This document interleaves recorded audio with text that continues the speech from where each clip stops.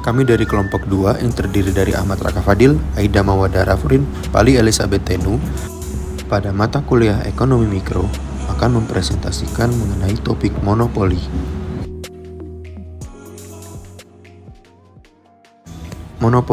Monopoli sendiri merupakan struktur pasar di mana hanya terdapat satu penjual, tidak ada substitusi produk yang mirip atau close substitute, dan terdapat hambatan masuk atau barriers to entry ke pasar. Ciri-ciri monopoli diantaranya, yang pertama hanya terdapat satu penjual, yang kedua tidak ada substitusi produk yang mirip, yang ketiga terdapat hambatan pasar atau market barrier, yang keempat sebagai penentu harga atau price setter. Terdapat barang dan jasa yang paling efisien jika diproduksi hanya oleh satu penjual. Konsep ini disebut naturally monopoly atau jenis barang tertentu yang efisien apabila penjualnya hanya satu. Dengan syarat diantaranya yaitu yang pertama, high sunk cost atau fixed cost terjadi pada industri yang membutuhkan infrastruktur masif untuk distribusi barang. Artinya fixed cost akan sangat besar di awal. Yang kedua yaitu low variable cost. Hampir tidak ada tambahan biaya dibutuhkan untuk menambah produksi. Dan yang terakhir adalah average cost. Biaya rata-rata selalu lebih rendah dibanding biaya marginal untuk setiap jumlah barang yang diminta konsumen. Pada natural monopoly, kurva AC berbentuk konveks. Biaya rata-rata produksi terus turun seiring bertambahnya jumlah produksi. Kuantitas pasar yang diminta terpenuhi pada saat kurva permintaan memotong kurva AC di titik terendah. Saat permintaan pasar atau Q dipenuhi oleh satu penjual, total biayanya adalah AC1 atau AC yang berpotongan dengan demand di titik yang terendah dikali dengan Q menghasilkan total jumlah biaya produksi. Namun, saat permintaan pasar atau Q dipenuhi oleh lebih dari satu penjual, maka masing-masing penjual harus membangun infrastruktur sendiri, sehingga AC masing-masing meningkat. Akibatnya, total biaya yang dikeluarkan secara keseluruhan lebih besar dan tidak efisien. Beberapa faktor yang menjadi penyebab monopoli diantaranya memiliki bahan mentah strategis, hak paten produk, terdapat skala ekonomis, dan yang terakhir pemberian hak monopoli oleh pemerintah. Penentuan output dan harga. Apabila perusahaan monopoli memutuskan untuk menaikkan harga produknya, maka ia tidak perlu khawatir terhadap pesaing yang akan mengenakan harga yang lebih rendah. Akan tetapi, dalam merebut omset penjualan yang lebih besar dengan biaya yang ditanggung oleh monopoli menjadi dasar pertimbangan dalam memutuskan jumlah dan harga yang dikenakan kepada konsumen. Dalam memaksimalkan laba, pertama-tama perusahaan monopoli harus menghitung biaya-biaya produksi dan karakteristik atas permintaan pasar dari produknya. Pengetahuan tentang biaya dan karakteristik pasar merupakan faktor yang sangat menentukan keputusan ekonomi suatu perilaku monopoli. Kita tahu bahwa maksimum keuntungan dapat dicapai apabila penerimaan marginal sama dengan biaya marginal, atau MR sama dengan MC.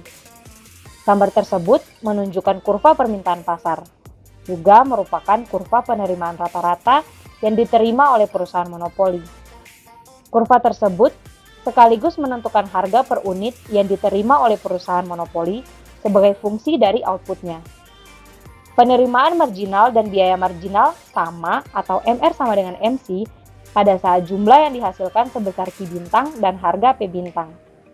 Tapi, bagaimana seandainya perusahaan monopoli tersebut memproduksi dalam jumlah yang lebih sedikit, misalkan pada Q2 dan menerima harga yang lebih tinggi pada P1? Apabila jumlah produksi diturunkan ke Q2, maka MR akan bernilai lebih dari MC, sehingga dengan harga yang lebih tinggi sekalipun, laba akan mengalami penurunan dari laba total yang bisa didapat. Dan sebaliknya, apabila produksi ditambahkan ke Q1, tidak menjamin perusahaan akan mendapatkan keuntungan, karena nilai MR akan berada di bawah dari nilai MC. Maksimalisasi profit. Di pasar monopoli terdapat produsen tunggal, sehingga saat produsen tersebut menambah kuantitas produksi, secara langsung akan mempengaruhi tingkat kelangkaan barang. Akibatnya, setiap produsen tunggal menambah produksi barang, harga barang tersebut akan turun. Harga yang semakin turun akan mengurangi TR, MR, dan AR-nya. MR akan selalu lebih rendah dibanding AR karena P selalu turun setiap Q bertambah, sehingga AR dari pasar monopoli akan terus turun setiap Q bertambah. Contoh soal dari maksimalisasi profit. Dalam pasar monopoli, ketika tidak memproduksi barang, maka barang akan sangat langka, sehingga harga semakin tinggi. Jadi apabila Q sama dengan 0, maka P sama dengan 11. Ketika produksinya bertambah, maka harga akan semakin turun karena kelangkaan barang berkurang. Jadi apabila Q sama dengan 1, maka P sama dengan 10. Dari dua informasi berikut, kita dapat menentukan dari nilai TR, nilai AR, dan nilai MR, di mana sumbu X adalah jumlah barang dan Y adalah cost atau revenue. Nah, sekarang kita akan menghitung nilai MR yang diketahui dari tabel berikut. Setiap kuantitas barang bertambah, maka harga akan semakin turun. Maka MR juga akan terus turun jika digambarkan seperti pada gambar berikut. Dalam pasar monopoli, MR sama dengan 1/2 AR. Berbeda halnya dengan pasar persaingan sempurna di mana MR sama dengan AR. Nah, sekarang kita mau tahu maksimisasi profit pada tingkat berapa penjual dapat memaksimalkan profit. Pada pasar monopoli, titik profit maksimum terjadi pada saat MR berpotongan dengan MC. Pada saat dititiki monopoli, tingkat kelangkaan barangnya mencapai harga di P monopoli. Pada tingkat produksi segini, maka nilai ATC-nya dapat diketahui. Untuk mengukur profit, maka dikali dengan jumlah barang yang diproduksi, maka akan menghasilkan profit yang besarnya sama dengan kotak biru. Sebenarnya ada kerugian di balik maksimal profit besar yang dinikmati oleh penjual atau perusahaan yang disebut dengan welfare loss.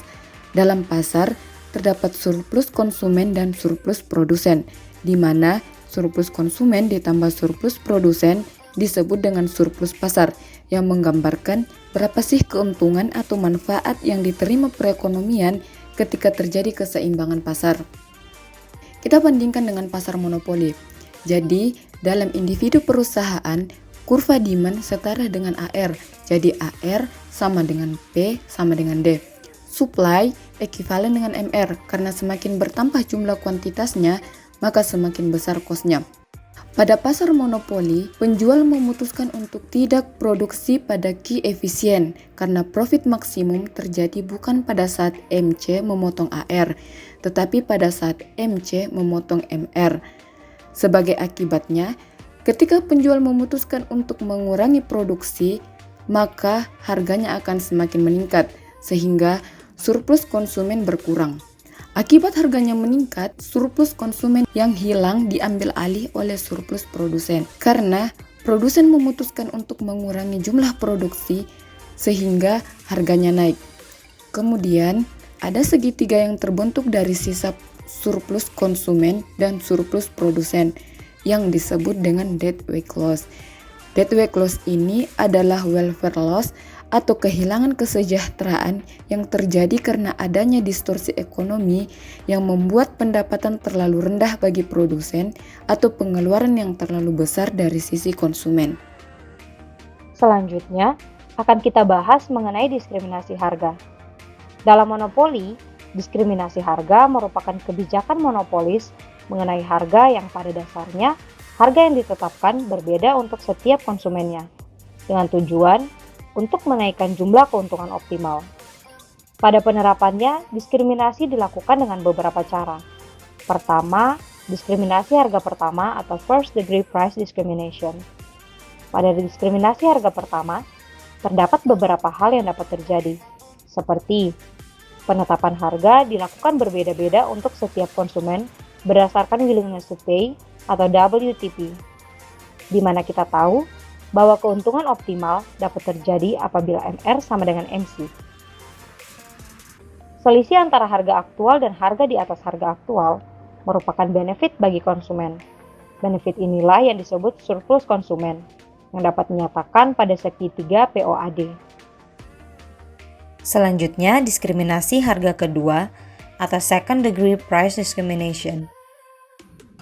Model ini dikenakan sebagai non-linear pricing dan bentuknya dapat berupa kuantitas diskon atau dengan bonus tetap atau variabel. Diskriminasi ini lebih umum terjadi di lapangan. Untuk memudahkan kita dalam memahami, Berikut adalah penjelasan menggunakan kurva.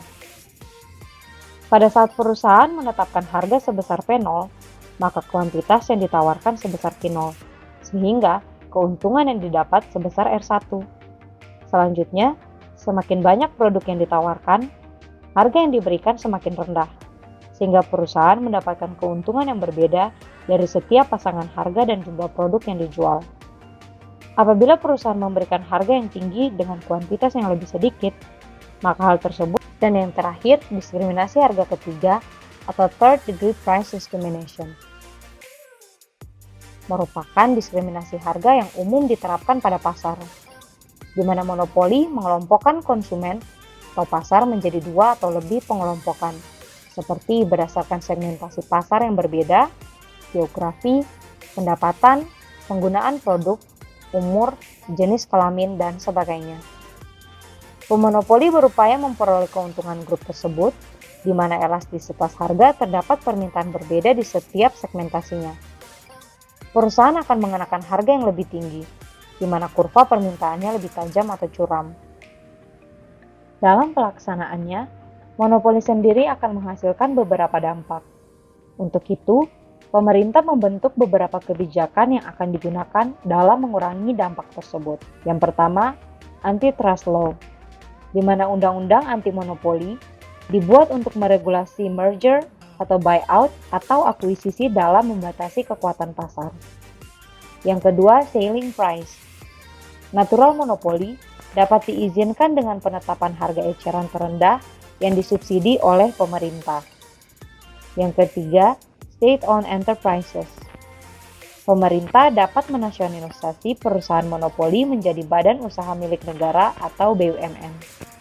Dan yang keempat, do nothing. Terdapat argumen bahwa welfare laws yang hilang dari perilaku penjual tunggal untuk memaksimalkan laba lebih kecil efeknya dibandingkan ongkos politik dari intervensi pemerintah. Perbedaan jenis diskriminasi harga dibagi dari first degree yaitu konsumen, second degree dari volume penjualan, dan third degree dari segmentasi pasar. Sekian topik dari kelompok 2 mengenai monopoli. Mohon maaf apabila terdapat kesalahan pengucapan kata dan kesalahan video. Kami ucapkan terima kasih.